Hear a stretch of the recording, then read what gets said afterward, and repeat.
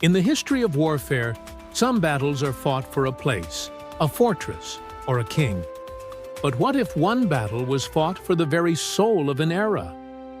On a late June morning in the year 1149, before the fortress walls of Inab, a new dawn broke over a battlefield that would change the course of history forever. Here, the Crusader Prince Raymond of Antioch and the warriors of the Nizari Assassins found themselves caught in a trap, completely surrounded by the formidable army of the mighty Muslim commander, Nur-ud-Din. The stage was set for a confrontation that was not only a test of military might, but the inevitable consequence of a crusade's catastrophic failure. The failed Second Crusade had shattered the hopes of Christendom, and its consequences followed King Louis VII of France on his long journey home. He sought a safe passage to Norman Italy, relying on the Sicilian fleet to navigate the hostile seas. Yet, danger lurked everywhere. The conflict between his ally, King Roger II of Sicily, and the Byzantine Emperor Manuel I had turned the Aegean and Adriatic into a war zone. Louis's dependence on Norman ships exposed him to the very real threat of a Byzantine attack. It was not long before the Franco-Norman fleet was spotted and intercepted near Cape Malleus. The Byzantine warships quickly overwhelmed the slow-moving transport ships. In the ensuing chaos, Louis managed to escape to Calabria, but his wife, Queen Eleanor, was captured and was taken as a hostage to Constantinople. It would be a Norman fleet operating on the Aegean Sea that rescued her, and she would eventually be reunited with her husband in Basilicata, in the Kingdom of Sicily. During their time in Potenza, the royal couple met with King Roger II, and, in a grand feast, Louis reaffirmed Roger's royal title.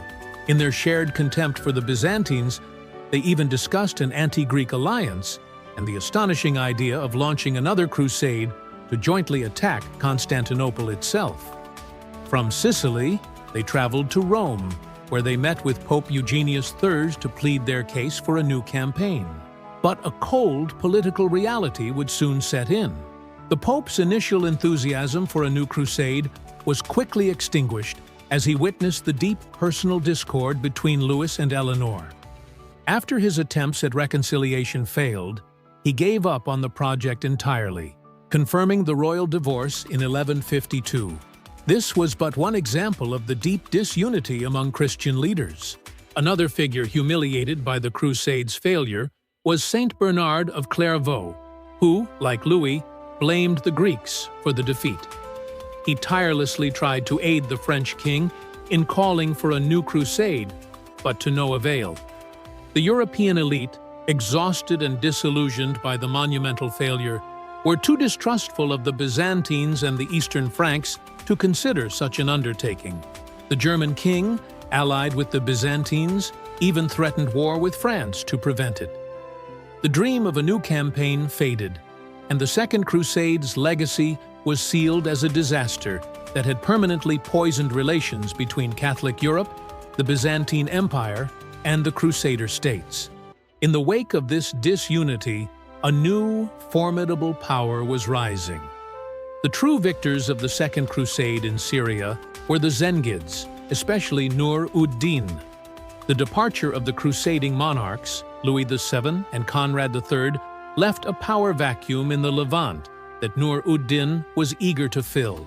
The first opportunity for him to strike, however, did not come from a military campaign, but from a civil war that erupted among the Latin Franks in the Outremer. A French vassal named Bertram, still blaming Count Raymond of Tripoli for his father's death, decided to take matters into his own hands. Bertram launched a surprise attack on the Tripolitan garrison at Arima in August 1148, seizing the castle and directly threatening Tripoli. Count Raymond, shocked and isolated, reached out to his neighbors, but none were willing to help. In an act of desperation, he turned to his enemy, Nur-ud-Din. To everyone's surprise, the Lord of Aleppo agreed. Nur-ud-Din, marching from his city, met with his Damascene ally Unur at Baalbek. They jointly besieged and burned Arima, capturing Bertram and his family and carting them off to Aleppo, where they would spend 12 years in captivity. This unexpected triumph was a revelation for Nur-ud-Din. It showed him that without the full support of Jerusalem or the kingdoms of Europe, the remaining Crusader states were practically defenseless. There was no one to save them, and he knew exactly what to do. Nur-ud-Din decided to embark on a rampage across the northern Outremer. The only man capable of confronting Nur-ud-Din was Prince Raymond of Antioch.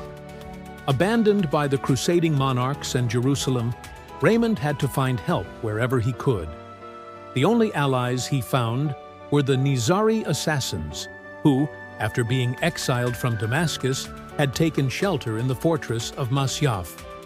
Their leader, Ali ibn Wafa, was acutely aware of Nur-ud-Din's expansion, and as the head of a militant sect of Shia Islam, he chose to align with Raymond against the Sunni leader.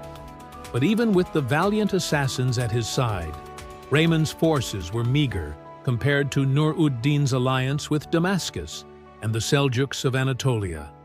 The first blow against Antioch came not from Nur-ud-Din himself, but from his Anatolian allies.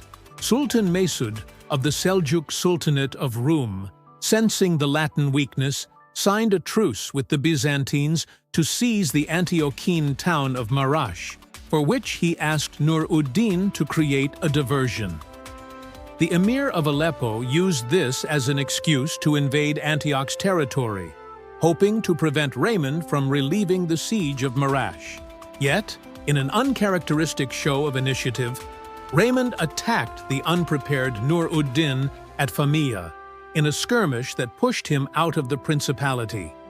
Raymond's luck did not last long. The Lord of Aleppo regrouped his forces and attacked Raymond again at Bagras, forcing him to withdraw. Nur-ud-Din then set his sights on the key fortress of Inab, which guarded the southern border of the principality. Nur-ud-Din's expedition consisted of 6,000 horsemen and countless militia from Aleppo. In contrast, Raymond and the assassins had a force of 4,000 horsemen and 1,000 infantrymen. They decided to relieve the fortress and combined their soldiers with the local garrison, creating a defense force that outnumbered Nur-ud-Din. Not expecting Raymond's return, Nur-ud-Din was informed of his foe's numerical superiority and decided to lift the siege, moving east of the Orontes. Raymond, believing Nur-ud-Din would try to take Inab again, made a fatal error. He ordered a large part of his contingent to remain in the fortress, leaving his more mobile force to respond to future attacks. Ali ibn Wafa tried to warn Raymond of the perils of splitting his forces, but his advice went unheeded. The Emir of Aleppo quickly realized he now outnumbered the Antiochenes and devised a brilliant plan to isolate Raymond's force from any stronghold. Raymond of Poitiers, completely unaware of the Seljuk army's return, decided to camp for the night on an open plain known as the Fountain of Murad. Under the cover of darkness, Nur-ud-Din's army utilized the element of surprise and the terrain to completely surround the Christian camp. As dawn broke on June 29, 1149, Raymond found himself trapped. He assembled his unprepared forces and desperately attempted to break through the encirclement. Their initial charge was ferocious and gave the impression that a breakthrough was possible. That's when disaster struck. The dust clouds from the fighting slowed the Antiochene advance, allowing Nur-ud-Din's Seljuk horsemen to attack from all sides. A desperate and bloody melee ensued, during which Raymond and Ali ibn Wafa tragically perished alongside the rest of their force. Only a handful managed to escape. The Battle of Inab was a devastating defeat for the Franks in Syria. Nur-ud-Din fully exploited his victory, capturing all of the Principality of Antioch's lands east of the Amanus mountain range and pushing the Principality's influence back to the coastal regions. The shockwaves from Inab sent panic throughout the Principality of Antioch and the other Crusader states. Raymond's heir, Bohemond III, was only 5 years old, leaving the realm without a ruler. The panic was so great that the city's patriarch, Amory, even promised to surrender Antioch to Nur-ud-Din in exchange for a truce, hoping that help would arrive in time. Fortunately for the Franks, King Baldwin III of Jerusalem intervened in early 1150, becoming the young Bohemond III's guardian until he came of age. However, unlike when Baldwin le Bourg had saved Antioch in 1119 with the full might of Jerusalem's army, this Baldwin could only arrive with a small force and a contingent of Templar knights. He could not risk a major campaign without exposing Jerusalem for a longer period. This effectively meant giving up Antioch's northern territory forever, reducing the principality from a Frankish bastion to a minor power in the Outremer.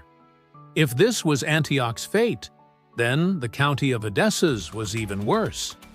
While on his way to seek help from Baldwin, Count Jocelyn II of Edessa was captured by Nur-ud-Din's men. He was put in captivity in Aleppo, where he died 9 years later. Nur-ud-Din attempted to storm the city of Turbessel, but Jocelyn's wife, Countess Beatrice, valiantly rallied the Frankish and Armenian populace to defend the walls. Despite her success, Beatrice knew the territory was impossible to defend without a proper army. Surrounded by Seljuks, she opened diplomatic overtures with the Byzantine Emperor Manuel, offering to sell him the territory. Manuel, who was always looking to regain Roman land in Anatolia, agreed, sending his governor in Cilicia to pay Beatrice for the fortress. Countess Beatrice planned to leave Turbessel and seek shelter in the Kingdom of Jerusalem with her son, Jocelyn III. King Baldwin agreed to oversee the transition of the territory and take in the Frankish refugees. With only a castle left at Rumkelo, Beatrice sold that fortress too to the Armenian Catholicos Grigor III before going into permanent exile in Jerusalem. On their way west, the Latin column was followed by Nur-ud-Din's horsemen, who surrounded them at Antab and barraged them with arrows. But Frankish discipline prevailed, and King Baldwin managed to escort the Edessan refugees safely to Antiochene territory. The Byzantines, however, could not maintain the remote territory they had purchased. It wasn't long before Nur-ud-Din and his Seljuk allies carved up the county. Sultan Mesud of Rum took Kaisun, Aintab, and Duluk. The Artukids seized Samosata and Birejik, and Nur-ud-Din took Turbessel, marking the final death of the county of Edessa. The Franks were fighting a war they couldn't win, in part because they couldn't stop fighting each other. In 1152, Nur-ud-Din attacked the county of Tripoli, besieging and capturing the city of Tortosa. This vital harbor gave him access to the Mediterranean and, more critically, cut the communication lines between Jerusalem, Tripoli, and Antioch. Things were looking grim for Raymond II of Tripoli, and it was only with King Baldwin's support that they assembled a force strong enough to retake the city, only to find it in ruins. To protect this vital town, both rulers placed the Knights Templar in charge of guarding it. Upon Raymond's return, a personal tragedy unfolded. His relationship with his wife, Countess Hodierna, had soured severely. While the exact reasons aren't clear, a 13th century writing recalls that Hodierna had an affair with a French noble, Geoffrey Rudel of Blaye. As the quarrels spiraled out of control, Queen Melisende of Jerusalem invited Hodierna to Jerusalem to ease the tensions. At the same time, King Baldwin moved to Tripoli to strengthen its position against Nur-ud-Din. As Raymond was escorting the ladies through the city of Tripoli, he was suddenly and shockingly murdered by Nizari assassins. While Melisende and Hodierna called for the guards to chase the murderers, they simply dispersed into the crowd and were never found. The motives behind Raymond II's death are sketchy, but the general consensus is that Countess Hodierna was responsible. Acting swiftly, Hodierna held an assembly in Tripoli, assumed regency over her son, Raymond III, and asked the rulers of Jerusalem for protection, which Baldwin and Melisende agreed to. The lack of a single vision to oppose Zengid power was a constant issue for Jerusalem and its Latin allies. This was most evident in the growing animosity between Queen Melisende and her son, Baldwin III. The queen sought to rebuild relations with Damascus, while her son preferred to ignore the Zengid threat and focus on expansion into the weakening Fatimid state of Egypt. The tension also stemmed from a personal conflict. A 22-year-old Baldwin wanted to rule on his own without his mother's interference, and she had no desire to step down. Melisende fortified her position by empowering her political allies from the House of Ibelin, with the most influential being the king's constable, Manasses of Yerge. Manasses was met with envy from other barons, who conspired against the queen and influenced Baldwin to demand that he be crowned the sole ruler of Jerusalem. Despite Patriarch Fulcher calling for peace and joint rule, Baldwin continued to press his claim. Seeing no response from Melisende, Baldwin and his nobles stormed her quarters, demanding to divide the kingdom in half. Melisende, shocked by his audacity, refused, and a family quarrel ensued. After a long discussion, it was settled that Baldwin would receive the north, consisting of Galilee and the coastal cities of Acre and Tyre, while his 16-year-old brother, Amalric, would hold the county of Jaffa.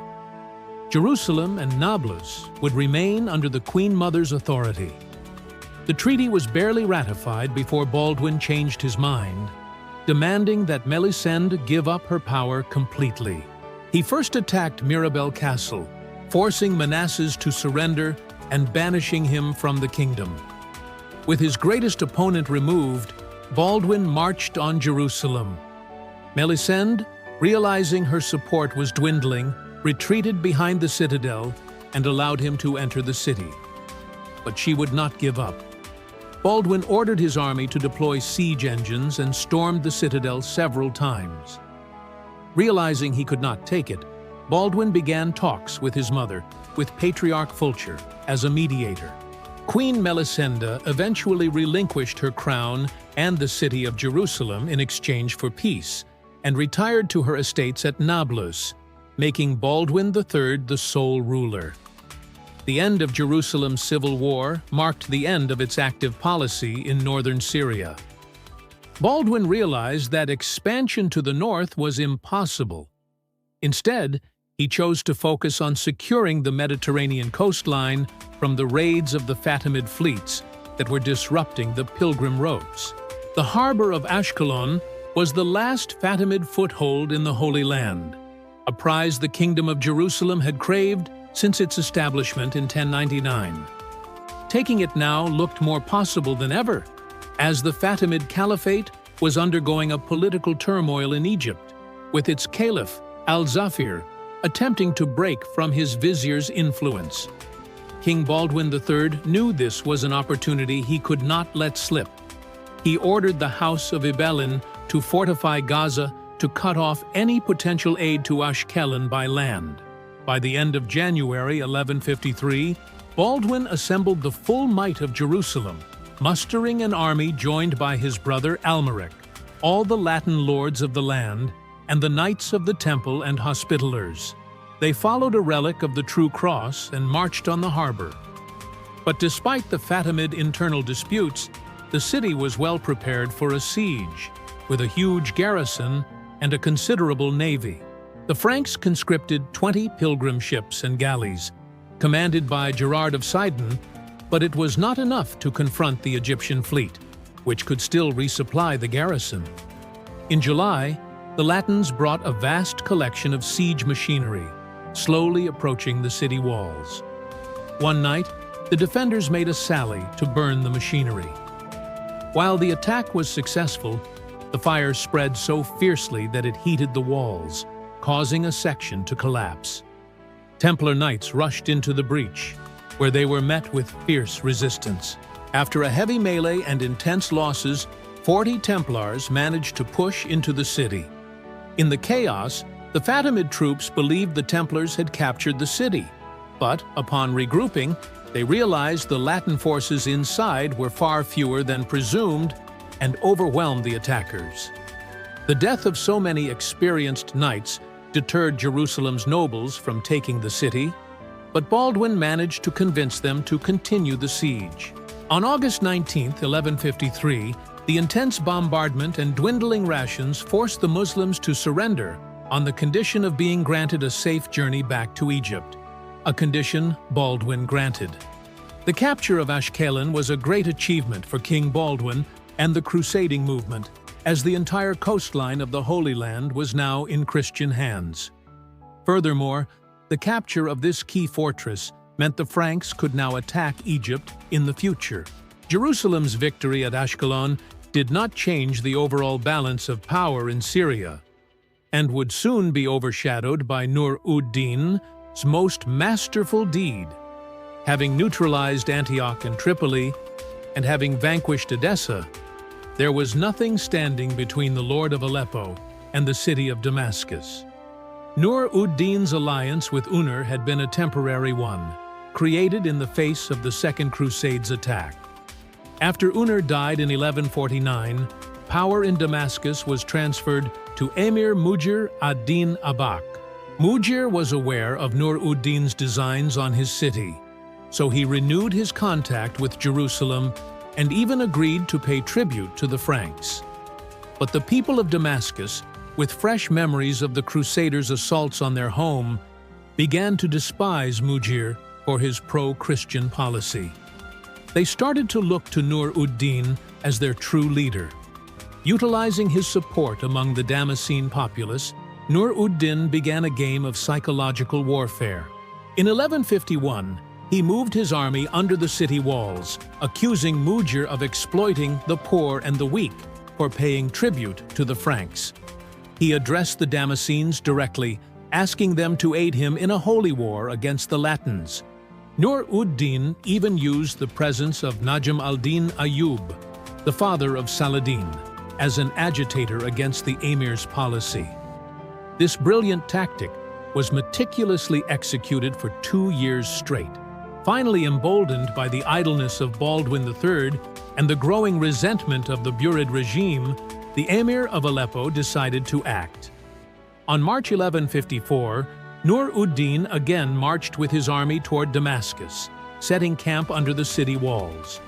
On April 18th, Nur-ud-Din instigated a skirmish near the eastern gate, and using the confusion, he and his elite Askar Seljuk warriors moved under the gate.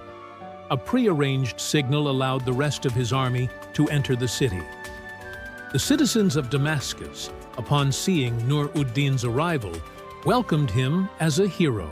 Mujir, hearing the news, panicked and fled, leaving the city in Nur-ud-Din's hands.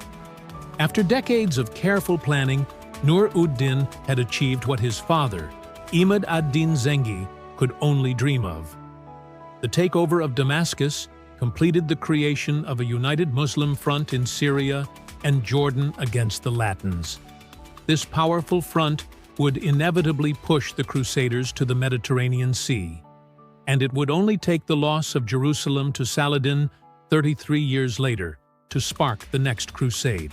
And so the Second Crusade in the Levant came to a close, a colossal failure that led to immense losses and a complete shift in the balance of power in the East. But the story of the Second Crusade is far from over. Join us next time as we explore the forgotten campaigns of this extraordinary period in history, from Pomerania to the Iberian Peninsula. If you found this historical journey captivating, please consider subscribing to our channel and turning on notifications so you don't miss a single story.